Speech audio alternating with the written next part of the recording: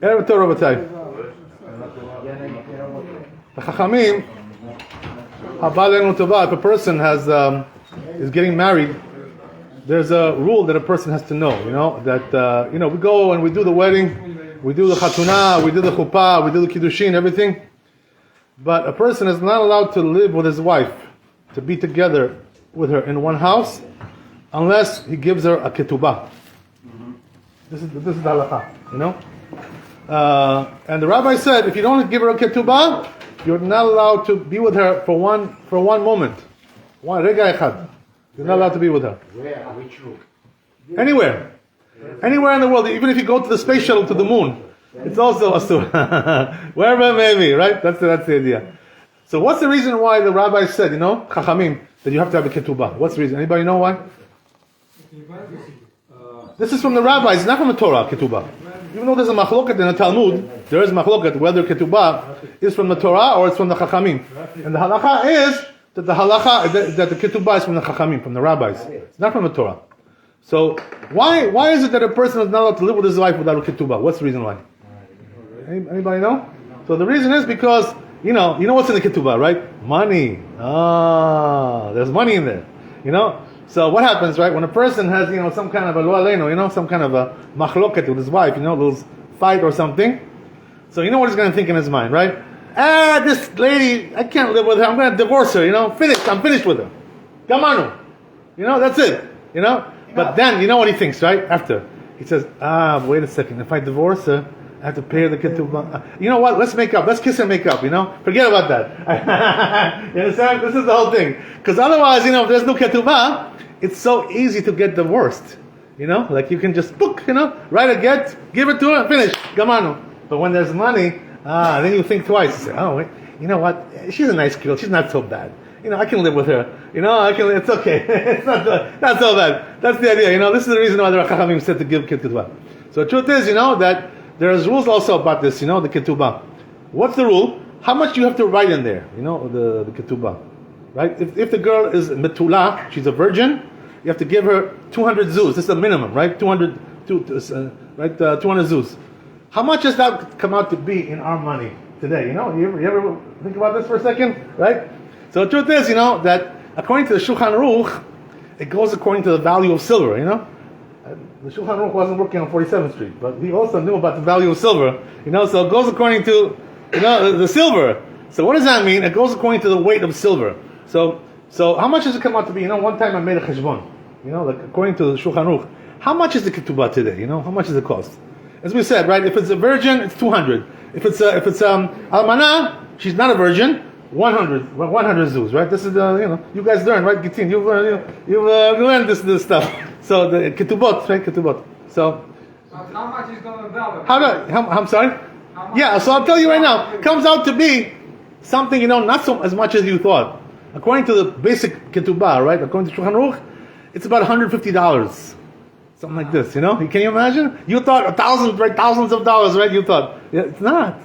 And if it's if you're giving her 100, it's like half that, $75, $100. Depends on the value of the silver. It goes up and down every day, right? That's the way it is. It's not really a lot of money.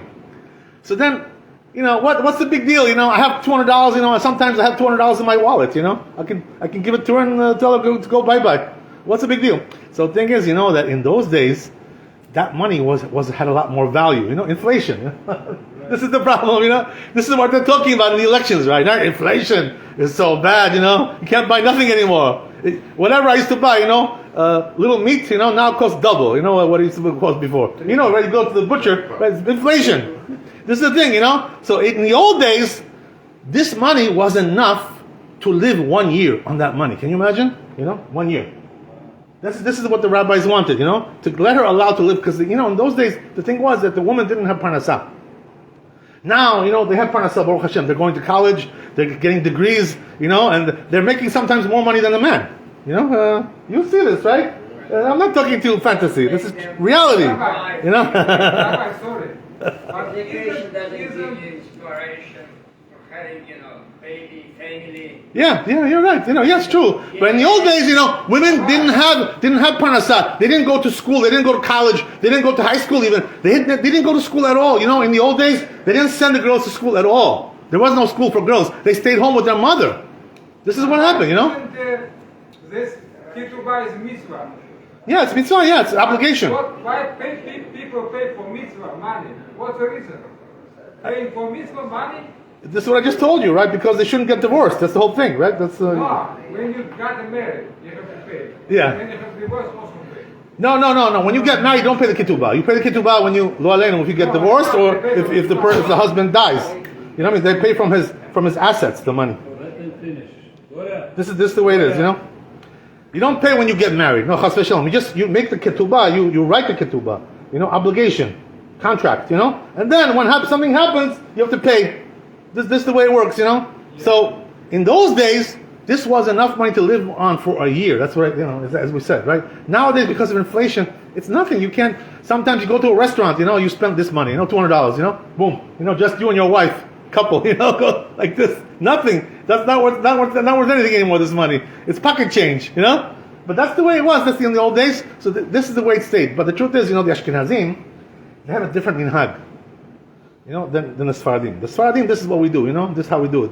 But the Ashkenazim, it says in the Ramah that their custom is to give 8 times more than this amount. 8 times more. Kafur shmone. Why is that? What's the reason why? Because they hold, that this money, the money of the ketubah is deoraita, the amount of money that you give.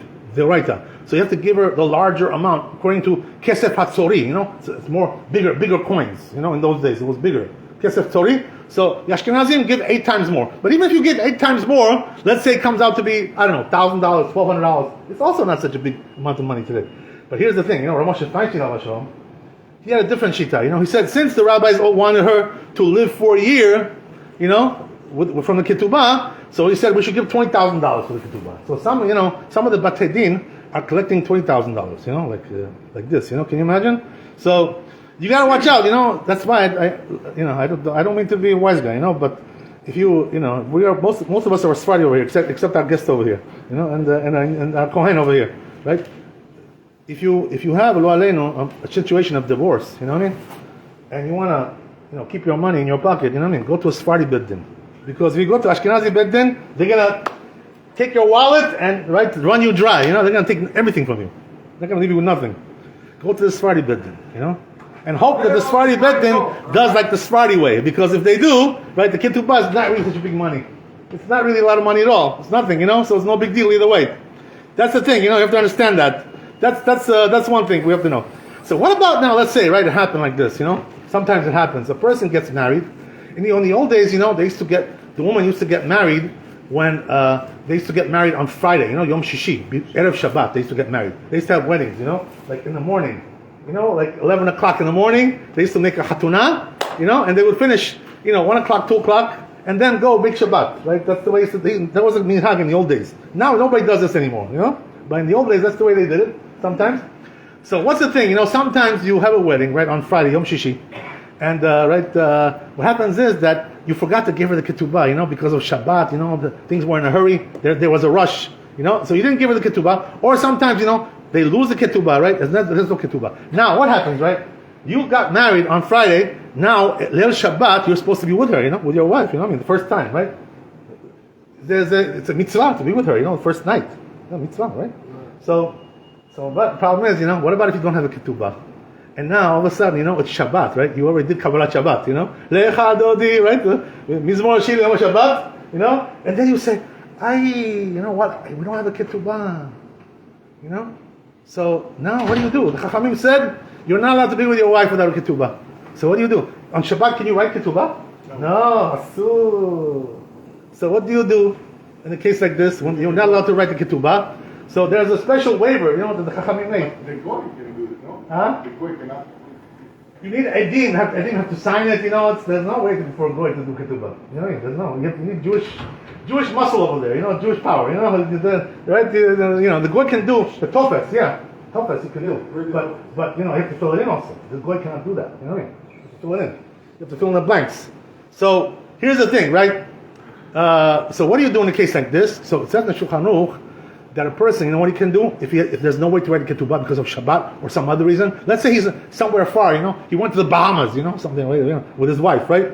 And over there, there's no ketubah over there, there's no rabbis, maybe there's a Chabad house, whatever, over there, and sometimes the Chabad house doesn't have ketubah, so what do you do, Also they can't fill it in anyway. So what do you do? What do you do in a case like that? So the answer is, Rabbatai, that Chachamim said, what you can do is leave her some collateral, take off your watch, Rolex, you have a Rolex or something, nice watch.